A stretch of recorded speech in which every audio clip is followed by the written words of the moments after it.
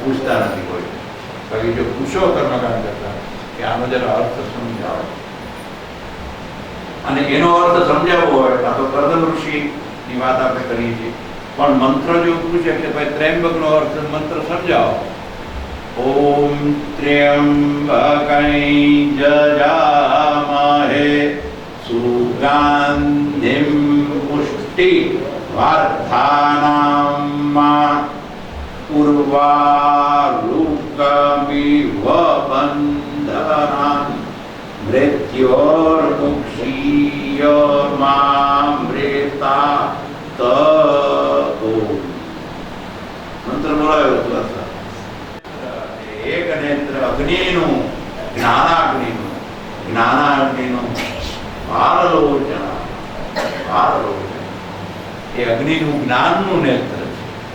ત્રણ નેત્ર વાળા ત્રીણી અંબકાની યસ્યથા, ત્રણ છે નેત્રો જેના એ ત્રયંબકનું અમે શ્રાવણ મહિનામાં સોમવારને દિવસે યજન કરીએ છીએ. યજામહે, અમે એનું યજન પૂજન કરીએ છીએ. ભાવ એની બહુ ઉપાસના કરવામાં આવે તો સુગંધ નીકળે.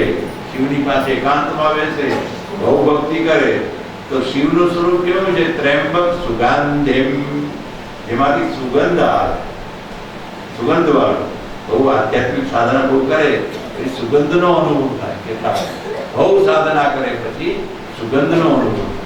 તે ભગવાનનું શિવનું સ્વરૂપ સુગંધ વાળું છે. સુગંધિમ, જેની સારી ગંધ છે, શોભન ગંધ છે. એવું પુષ્ટિવર્ધનમમાં, જે પુષ્ટિને વધારે, જ્ઞાનની પુષ્ટિ, ધનની પુષ્ટિ, શરીરની પુષ્ટિ, બધી પુષ્ટિ વધારી શકે એવી ભગવાન શિવમાં શક્તિ છે. જે કેવા છે કે જે પુષ્ટિનું વર્ધન કરે તેવા શિવ. પુષ્ટિવર્ધનમમાં ઓમ ત્ર્યંબકૈ, બકમ નહીં, હોઠ ભેગા નહીં થવા જોઈએ. ત્ર્યંબકમ એમ નહીં કરવાનું. તો શું કરવાનું? ત્ર્યંબકૈ, એવું રીતે બોલવાનું છે. કારણ કે ઓષ્ઠ્ય વ્યંજન બોલાતો નથી, અને ઓષ્ઠ્ય વ્યંજન હોઠ ભેગા કરો તો મ બોલાય. અને જો તમે મ બોલો આમ ત્ર્યંબકમ, તો ખબર પડી જાય કે તમે વેદ જાણતા નથી. ત્ર્યંબકૈ જજામહે સુગંધિમ પુષ્ટિવર્ધનમ ઉર્વારુક. એક વા નહીં, ડબલ વા બોલાવા જોઈએ. ઉર્વા નહીં, ઉર્વારુક. ઉર્વારુક કાકડી જેવું એક ફળ છે. કાકડી જેવું ફળ. એ મંત્રમાં કહે કે કાકડી વેલાને વળગેલી હોય અને જ્યારે સૂર્યનારાયણનો બહુ તડકો પડે એના ઉપર, બહુ તડકો પડે પછી કાકડીનું ડીટું પાકી જાય, પછી કાકડી એની મેળે વેલાથી છૂટી પડી જાય. જેમ કાકડી સૂર્યનારાયણના તાપથી છૂટી પડી જાય, એવી રીતે તમારા જ્ઞાન નેત્રથી ભગવાન શિવજી, હે શંકર ભગવાન, તમારું ત્રીજી જ્ઞાનનું નેત્ર છે, એનો પ્રકાશ અમારા જીવનમાં પાડો કે અમારી કાકડી પાકે. તો અમે લોકો એમ પૂછીએ મંડળમાં કે ભાઈ તમારી કાકડી પાકી કે નહીં? આ શું કહે છે? કાકડી પાકી જાય તો કાકડી ગીતાથી જુદી પડી જાય વેલાથી. ને ભગવાન ભગવાનનું ત્રીજું નેત્ર જ્ઞાનનું છે. બહુ પ્રકાર જીવનમાં પાડે કૃપા કરીને, તો પછી આપણે વેલાથી જુદા પડી જઈએ. એટલે આસક્તિનું જે મોટું કુટુંબ હોય, વસ્તુ હોય, તુચ્છ વસ્તુઓ સાથે જે આ ભાઈ વાત કરીએ હમણાં, માત્ર આત્મા સિવાયની બધી તુચ્છ વસ્તુઓ છે, પરમાત્મા છે, બધી તુચ્છ વસ્તુઓ છે. એ તુચ્છ વસ્તુ સાથે વેલા સાથે આપણે વળગેલા હોઈએ, ચોંટેલા હોઈએ. એ જ્ઞાન નેત્રનો બહુ પ્રકાશ પડે, કૃપા કરે ને પ્રકાશ પડે, તો આ જે નકામી વસ્તુઓ છે એનાથી આપણે છૂટા પડીએ. અને અમે અમૃતથી, જે મરણશીલ વસ્તુઓ છે, આમ તો ઘણા માણસ ત્રયંબકના જપ કરાવે કે અમારે મરણથી છૂટવું છે, મરણથી છૂટવું છે, તો ભગવાન એને કૃપા કરે, ના કરે એવું કઈ નથી. પણ ખરેખર મંત્રનું રહસ્ય તો શેના છે કે જે મોર્ટલ થિંગ્સ છે, મરણશીલ વસ્તુઓ છે, જે નાશ પામવાની છે, ધન, પુત્ર, પત્ની, પતિ, સંતાન, જે નાશ પામવાનું છે, એનાથી હું છૂટો પડી જાઉં અને જે અમૃત છે, ઇમોર્ટલ છે, આત્મા છે, પરમાત્મા છે, એનાથી હું કદી છૂટો ન પડું. એટલે શું કે ઉદ્વારુકમેવ બંધનાન મૃત્યોર, મૃત્યુમાંથી હું છૂટો પડું. મૃત્યુ એટલે મરણશીલ વસ્તુ, છૂટો પડું. મામ્રેતાત, અમૃતથી હું છૂટો ન પડું, ભગવાન સાથે જોડાઉં, સંસારથી છૂટો પડું. આવું રહસ્ય મંત્રમાં છે. પણ અમને આ તો હવે થોડું આવડી ગયું. અમને ન આવડતો એમ તરત પૂછો, જરા અર્થ સમજાવ, તમને પાપ લાગે, અર્થ ન સમજાય, અનુભવની કાપી દેવાનું. એવું બધું ચાલુ છે, હજી ચાલે છે અમારું. એટલે તમારી એટલી કૃપા લોકોની છે કે આ બધા બ્રાહ્મણો કરે જે કરતા હોય. આપણે સમય આપણે કઈ કર્યું પછી પુત્ર જન્મ, કપિલ ભગવાનનો જન્મ થયો, સાંખ્ય શાસ્ત્રના ભણેતા. કપિલ ભગવાનનો જન્મ થયો, બધો આનંદ અને ઉત્સવ થયો. ગૃહેશ જાતો ગ્રામ્યાન સ્વાનામ પક્ષપોષણમ યમ વાક્યુતમ કરતું અવતીર્ણોથી મેં ગૃહેશ કરતી સ્તુતિ કરી. કપિલ મુનિની સ્તુતિ ત્યાં કરી છે. અને પછી તો પિતા પુત્ર પાસે આવે. દીકરા કપિલ ભગવાન, એને ખબર છે કે આ કોણ. કપિલ મુનિ કહે છે કે હવે મને રજા આપો તો મારે સંન્યાસ, હવે હું જાઉં. એટલે કદમ ઋષિ દીકરાને કહે છે, કપિલ મુનિને કહ્યું. કપિલ મુનિએ કહ્યું તમે આનંદથી જાઓ, હવે તમે જાઓ, હું અહીં છું, મારી મા પાસે હું છું. હવે તમે પછી કપિલ મુનિ છોડીને સંસાર શૂન્ય ઉત્તમ ગતિ પ્રાપ્ત કરી તપ કર્યું. અને ત્યાં બિંદુ સરોવર છે, એટલું બધું તપ કર્યું હતું કે ભગવાનની આંખોમાંથી આંસુ નીકળ્યા. એ બિંદુનું સરોવર છે, આ સિદ્ધપુર પાસે આશ્રમ. પછી મા અને દીકરો એટલે દેવહૂતિ અને કપિલ મુનિ, પછી માને ખૂબ ઉપદેશ આપે છે. મા એક દિવસે આવીને કહે છે ભગવાન કપિલ મુનિને કે આ સંસારમાં મેં બધું જોઈ લીધું, આમાં કંઈ સાર લાગતો નથી. હું તો બહુ હવે બધી દુઃખી થઈ. મને કંઈ કે આનંદનો અને શાંતિનો અનુભવ થયો નથી. તો હવે ભગવાન કપિલ ભગવાને કહે છે તમે મને કંઈક જ્ઞાન. પછી કપિલ મુનિ દેવહૂતિને એક જ્ઞાન આપે છે એ સાંખ્ય શાસ્ત્રનું જ્ઞાન, કે પુરુષ અને પ્રકૃતિ મિશ્ર થઈ ગયા છે. પુરુષ અને પ્રકૃતિ ભેગા થઈ ગયા. એમાંથી કોઈ જ્ઞાન મેળવીને પુરુષને પ્રકૃતિથી છૂટો પાડવાનો અને પુરુષને કેવળ બનાવવાનો છે. જે મિશ્ર છે, ભેગો થઈ ગયો છે, એને એકલો કરવાનો છે. એને કેવળ કહેવાય. કેવળ એટલે એકલો બનાવી દેવાનો. અને કેવળની જે સ્થિતિ થાય એકલાની એને કૈવલ્ય કહે. કૈવલ્ય એટલે એકલો. કેવળ એટલે પ્રકૃતિથી છૂટો પડી જાય. આપણે પ્રકૃતિ મિશ્ર થઈ. આપણે અત્યારે બોલીએ ખરા, પણ શું થતું? અરે ભાઈ મુંડકરી બહુ મને આ તો હું દુઃખી છું. શું દુઃખ? તમે શું દુઃખ થયું? જો ને શરીર મારું આવું થયું. તમે ક્યાં શરીર છો? હવે ભાઈ એ તો તત્વજ્ઞાન છે. હા, કે શરીર એ હું છું, મન એ હું છું, એવું મિશ્ર ભાવ હોય આત્માનો ત્યાં સુધી સંસાર. એક દિવસ એવો હોય કે મન તારે દુઃખી ન હોય થા, હું તને જોઉં, તારે રડવું હોય તો રડ, હસવું હોય તો હસ, શરીરને કે તારે દુઃખ હોય તો દુઃખ. હું શું કરું? તું ભોગવ તે કે કરાવે. હું તો આત્મારામ છું, બેઠો છું. એવો એક ભાવ, એવો ભાવ બહુ બહુ ઊંચી ગયા પછી આવે. તમે રમણ મહર્ષિ વિશે સાંભળ્યું? રમણ મહર્ષિ એ ઓપરેશન કરવાનું છે તો કે ભાઈ એમાં કંઈ સુંગળવાની કંઈ જરૂર નથી, એનેસ્થેસિયાની જરૂર નથી. એનેસ્થેસિયાની જરૂર નથી, ઓપરેશન કરાવી શકાય. હા, કરો જે કરવું એ કરો. આમાં રમણ મહર્ષિ એનેસ્થેસિયા વિના ઓપરેશન. હવે તમે કલ્પના કરો, માણસ જ્યારે ટાંકની હટે તો આપણે દુખે. એ રમણ મહર્ષિએ એને શરીરનો ભાવ જ નથી. શરીરને કરી દો સરખું કરો, એને જે કરો. હું બેઠો જોઉં એ કેવળ બની ગયેલા, છૂટા પડી ગયેલા. નાળિયેરમાંથી ગોટો છૂટો પડી જાય. પાણી સુકાય ત્યારે, પાણી હોય ત્યાં પાણી હોય ત્યાં ફોડો તો મુશ્કેલી જાય બાજુ. પણ પાણી સુકાઈ જાય પછી ગોટો ખખડે, પછી તમે એને નાળિયેરને તોડો તો એ ગોટો તો જુદો જુદો છે, કાચની વડે તૂટી જાય. પણ પાણી સુકાઈ જવું છે. પાણી કયું? વાસના. મારે હજી આ ભોગવવું છે, મારે આ ભોગવવું છે, મારે આમ કરવું છે.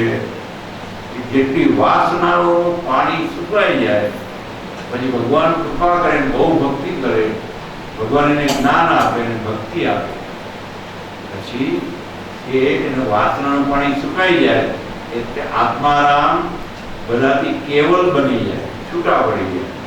એ છૂટા પડી જાય એને કેવળ કહેવામાં આવે છે. અને કેવળની જે સ્થિતિ છે એને કૈવલ્ય કહે છે. કૈવલ્ય એટલે મોક્ષ, એકલો પડી જવું, માયાથી છૂટું પડી જવું, શરીર ને બુદ્ધિ ને મનથી પોતાને જુદું અનુભવવું એવું. અને એવું સરસ જ્ઞાન, ભક્તિનું જ્ઞાન આપ્યું કપિલ મુનિએ. જ્ઞાન અને વૈરાગ્ય ભક્તિ પ્રગટ થાય એવું જ્ઞાન કપિલ મુનિએ આપ્યું. અને આ ભાગવતમાં પણ ભક્તિ કેવી રીતે કરવી. પછી માતા દેવહૂતિ કહે છે હું તો મંદથી છું. પછી ત્વયि ઉચિતા ભક્તિ કીદૃશી મમ ગોચરા યા પદમ તે નિર્વાણમ અંજસા અન્વાશ્નવા અહમ. આ તું વાત કરે છે ભાઈ, પણ હું તો સ્ત્રી છું, મને કંઈ સરળ ઉપાય બતાવો એવું વારંવાર પ્રશ્ન પૂછે છે. અને કપિલ ભગવાન એને ભક્તિનો ઉપદેશ આપે. ભક્તિ જ્ઞાનનો ઉપદેશ આપે છે. આ પ્રકૃતિ 3 ગુણોથી બનેલી પ્રકૃતિ, 3 ગુણોથી બનેલી પ્રકૃતિ, સત્વ રજ તમસ, એ 3 સરખા પ્રમાણમાં હોય એમના પ્રકૃતિ. 33.33 33.33 100%માં 3 ગુણ સરખા હોય એવી કોઈ સ્થિતિ, એનું નામ પ્રકૃતિ. એ ગુણો છે જ પ્રકૃતિ. દિલ્હી યુનિવર્સિટી में મને એમ કહેવામાં આવ્યું કે you come for the viva. એટલે મેં એમ લખ્યું કે ભાઈ you are not able to travel by train, you give me the ticket for plane. એમ કહ્યું આપણે તો કમ ને યુનિવર્સિટી, દિલ્હી યુનિવર્સિટી તો તમારે જરૂર હોય તો આવી, અમારે ક્યાં જરૂર છે વાઇવા લેવાની? તો આવો પ્લેનમાં ટિકિટ પકડી દઈએ. તો ટિકિટ પ્લેનમાં ગયા, સવારે ગયા તો 9:30 દીકરો મૂકી ગયો પાછા. ત્યાં ગયા એટલે બોલો એક બીજો છે, એક બીજો છે, પણ આમ ચલો બોર્ડ મારા કંઈ હલાવે એટલે આપણે હાથને શોધે છે. હવે હું આ બીજો ચાલો એટલે 30-35 જણા બેસે. વાયગામાં 30-35 સંસ્કૃતના સ્કોલર બધા વિદ્વાનો બેસે. તમે ઇન્ટરવ્યુ પૂછવા જેને થીસીસ લખ્યો પ્રકૃતિ ઉપર થીસીસ લખ્યો સાંખ્ય દર્શન હિન્દીમાં હતો. आप प्रकृति का स्वरूप समझाइए कि प्रकृति है वो 3 गुणों के साथ बाद में जुड़ी हुई है. 3 गुणों से जुड़ी हुई है तो उसका क्या करते हैं? 3 गुण जुड़ी, 3 गुण से ही बनी हुई है. ऐसे नहीं कि प्रकृति एक अलग वस्तु है और बाद में 3 गुण उसमें आते हैं, ऐसा नहीं है. 3 गुणનું નામ જ પ્રકૃતિ છે. તમે 3 ગુણ જોડતે हैं એ રીતે બોલો છો it is wrong thing. Red guide એનો જે હોય ને ગાઈડ એ મારી પાસે બેઠો હતો, વાઇસ ચાન્સેલર હતા, બહુ મોટો માણસ. પછી સમજાવો તમે ગાઈડને કેવું કે વચ્ચે बोले આપણે पूछिए जी प्रकृति है और उसके साथ बाद में 3 गुण उसके साथ जुड़ते हैं, जुड़ते पड़ते कुछ नहीं है. 3 गुण स्वयं प्रकृति है, 3 गुण वही प्रकृति है. उसके साथ प्रकृति में डिफरेंट थिंग. 3 गुण जुदा पाછળ કે બે જોડાય એવું નથી. કે આ બધું માણસ કેટલીક વાર સમજ બરાબર ન હોય તો સાંખ્ય દર્શનમાં 3 ગુણોની પ્રકૃતિ સમાન. એ 3 ગુણોની પ્રકૃતિ એમાં ચૈતન્ય એની સામે જ્યારે જુએ છે, દ્રષ્ટિ પડે પુરુષની. 2 તત્વો છે, એક પ્રકૃતિ અને એક પુરુષ. પુરુષની દ્રષ્ટિ પડે એટલે એના ગુણોમાં જે સામ્ય હતું એમાંથી વૈષમ્ય થાય. સામ્ય એટલે જે ઇક્વલ હોય એમાંથી પ્રમાણ બદલી જાય. 33.33 હોય એને બદલે જુદું પ્રમાણ થઈ જાય. એટલે તમોગુણ 20% થઈ જાય ને પછી બીજું કોઈ 30% થઈ જાય, બીજું 50% થઈ જાય ને એવું પ્રમાણ સરખું ન રહે, વિષમ પ્રમાણ થાય. વિષમ પ્રમાણ થાય ગુણોમાં એટલે તરત જ સૃષ્ટિ શરૂ થાય. વિષમ પ્રમાણ ન થાય ત્યાં સુધી સૃષ્ટિ રચાય નહીં, પ્રકૃતિ સૃષ્ટિ ન રચી શકે. અને પુરુષ ચૈતન્યની સામે જુએ છે એની દ્રષ્ટિ માત્રથી એમાં ગુણોનું ભગવાનને જ્યારે ઈચ્છા ત્યારે ભગવાન દ્રષ્ટિ કરે એના ઉપર. દ્રષ્ટિ કરે એટલે ગુણોમાં ફેરફાર થાય ને ગુણમાં વિષમતા આવે, જુદા જુદું પ્રમાણ થઈ જાય. એક ગુણ 20% હોય, બીજો 30% થાય, બીજો 50% થઈ જાય, એવો ગુણોમાં ફેરફાર થઈ જાય એટલે તરત જ પેલા મહદ નામનું તત્વ ઉત્પન્ન થાય. તરત જ પ્રકૃતિમાંથી મહદ ઉત્પન્ન થાય. મહદમાંથી તરત જ અહંકાર ઉત્પન્ન થાય. અને ગઈકાલે આપણે કહ્યું તો અહંકારમાંથી 5 તન્માત્રાઓ ઉત્પન્ન થાય, શબ્દ, સ્પર્શ, રૂપ અને ગંધ. અને 5 તન્માત્રામાંથી 5 મહાભૂતો ઉત્પન્ન થાય. બીજી બાજુ એ જ અહંકારમાંથી 11 ઇન્દ્રિયો ઉત્પન્ન થાય. 11 ઇન્દ્રિયો, 5 મહાભૂતો, એને વિકૃતિ કહેવાય. માત્ર વિકૃતિ. વિકૃતિ એટલે કાર્યરૂપ બનેલા પદાર્થો, એમાંથી બીજું ઉત્પન્ન થાય. એમાંથી પછી બીજું ઉત્પન્ન થાય તો મહદ ઉત્પન્ન થયું, એમાંથી પછી અહંકાર ઉત્પન્ન થયો. અહંકારમાંથી પછી તન્માત્રા. છેલ્લે શું આવે? 11 ઇન્દ્રિયો અને 5 મહાભૂતો એ માત્ર વિકાર છે, કાર્યરૂપ જ છે, એ કોઈને ઉત્પન્ન નથી કરતા. એટલે 16 વસ્તુને શું કહેવાય? માત્ર વિકૃતિ જ કહેવાય. વિકૃતિ એટલે ફેરફાર બનીને કાર્યરૂપ પદાર્થો. 16 પદાર્થો માત્ર કાર્યરૂપ છે, એમાંથી પછી બીજું ઉત્પન્ન ન થાય. એ કાર્યરૂપ પદાર્થો 11 ઇન્દ્રિયો અને 5 મહાભૂતો. અને 5 તન્માત્રાઓ છે એ પ્રકૃતિ પણ છે અને વિકૃતિ પણ છે. કારણ કે 5 તન્માત્રાઓ 5 મહાભૂતો ઉત્પન્ન કરે છે એટલે પ્રકૃતિ છે. ઉત્પન્ન જે કારણ હોય એ પ્રકૃતિ કહેવાય ને કાર્યને વિકૃતિ કહેવાય. એટલે આ 5 તન્માત્રાઓ છે એ કારણ બને અને 5 મહાભૂતોને ઉત્પન્ન કરે. એટલે 5 તન્માત્રાઓ છે ઉત્પન્ન કરે છે તેને પ્રકૃતિ પણ કહેવાય. અને પોતે ઉત્પન્ન થયું છે અહંકારમાંથી. અહંકારમાંથી 5 તન્માત્રાઓ ઉત્પન્ન થઈ છે એટલે એને વિકૃતિ પણ કહેવાય. એટલે 5 તન્માત્રાઓ, પ્રકૃતિ, વિકૃતિ, આવા શબ્દો તત્વજ્ઞાનમાં વારંવાર આવે. જો સમજતા ન હોય તો લોકો વાંચ્યા કરે કે સમજાય નહીં પછી કે શું છે.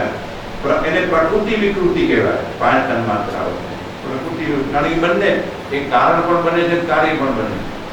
ઇન્દ્રિયો 11 છે એને માત્ર વિકૃતિ કહેવાય. પછી જે અહંકાર છે એ પ્રકૃતિ પણ છે અને વિકૃતિ પણ છે. પ્રકૃતિ એટલા માટે કે 5 તન્માત્રાઓ ઉત્પન્ન કરે છે એટલે કારણ છે. અહંકાર કારણ બને છે. કોનું કારણ બને? અહંકાર.